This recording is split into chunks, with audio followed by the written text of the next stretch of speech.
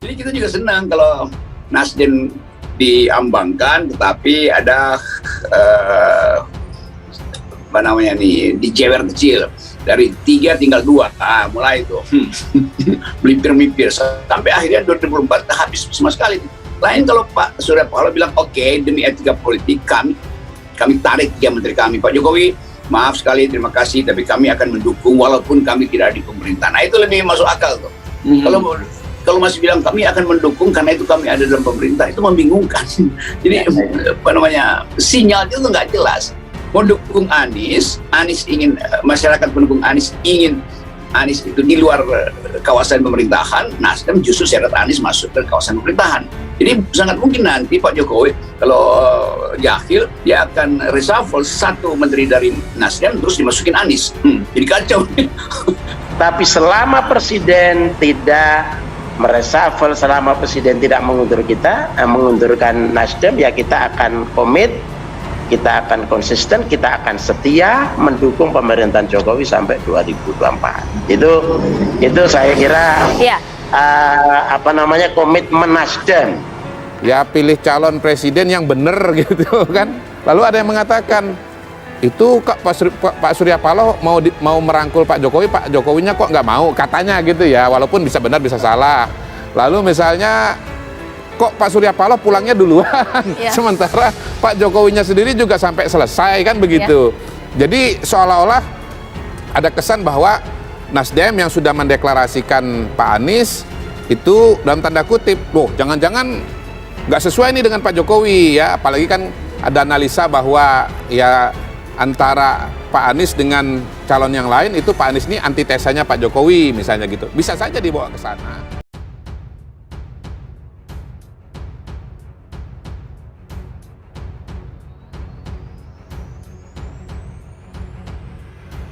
Geger, berani deklarasi Anies Baswedan sebagai calon presiden. Rocky Gerung blak-blakan sebut Nasdem layak ditendang oleh Jokowi dari kabinet. Manuver partai dan aktor politik terus mengalami pergolakan seiring momen-momen yang terjadi akhir-akhir ini, seperti deklarasi dukungan Nasdem ke Anies Baswedan sebagai calon presiden 2024. Imbas dari manuver berani Nasdem mendukung ex-gubernur DKI Jakarta tersebut, kubu istana mulai mengirim sinyal mendesak agar partai pimpinan Surya Paloh itu ditendang dari koalisi istana dan kabinet menteri Presiden Jokowi. Di antara pihak yang beberapa kali mengirim sinyal tersebut adalah PDIP lewat sejumlah elit politiknya. Mengenai kuatnya desakan agar Nasdem ditendang dari kubu istana, pengamat politik Rocky Gerung angkat suara. Rocky menyebut bahwa desakan yang muncul salah satunya lewat PDIP adalah hal yang bagus mengingat manuver Nasdem sudah terang-terangan bertentangan dengan istana. Karena Nasdem mendukung presiden dan Anies tidak didukung oleh Presiden Jokowi, maka memang layak Nasdem itu diberhentikan. Saya kira itu tekanan Ibu Mega. Bagus juga Bu Mega berpikir begitu, ujar Rocky melalui kanal YouTube Rocky Gerung Official yang juga bersama Her Subeno Arif dalam Forum News Network atau FNN dikutip Jumat 21 Oktober 2022. Apa yang dilakukan PDIP dan Megawati menurut Rocky penting untuk menegaskan posisi partai dalam berpolitik, yakni sebagai oposisi atau penguasa. Menurut Rocky, pertimbangan-pertimbangan yang sedemikian akan dipertimbangkan betul-betul oleh Jokowi. Supaya bersih kalau beroposisi jangan di kabinet. Kira-kira itu pesan untuk Surya Paloh melalui tekanan pada Pak Jokowi. Dan sangat mungkin Pak Jokowi mempertimbangkan hal itu. Oke, akan ada reshuffle. Kira-kira begitu. Kan yang normal pasti di reshuffle, ujar Rocky.